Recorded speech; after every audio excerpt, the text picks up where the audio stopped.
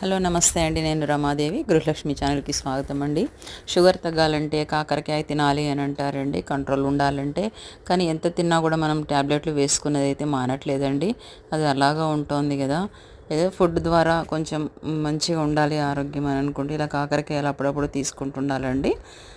ఒక పావు కేజీ కాకరకాయలు తీసుకొని సన్నగా కట్ చేసుకొని ఉప్పు వేసి నానబెట్టి దానిలో రసం అంతా తీసి స్టవ్ పైన కడాయి పెట్టుకొని కొంచెం నూనె వేసుకొని ఇలా కాకరకాయలను వేయించుకోవాలండి.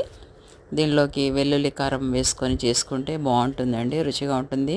మనకి వెల్లుల్లి కూడా కొలెస్ట్రాల్ని తగ్గిస్తుంది అంటారు కదా, కాకరకాయ షుగర్ తగ్గిస్తుంది, వెల్లుల్లి కొలెస్ట్రాల్ని తగ్గిస్తుంది అని అంటారు. వెల్లుల్లి కారం వేసుకొని ఫ్రై చేసుకుందామండి. అన్నంలోకి చపాతీలోకి అయితే చాలా బాగుంటుందండి. కొంచెం కరివేపాకు కూడా వేసుకుంటే అది కూడా మనకి డయాబెటీస్కి మంచిది అంటారు.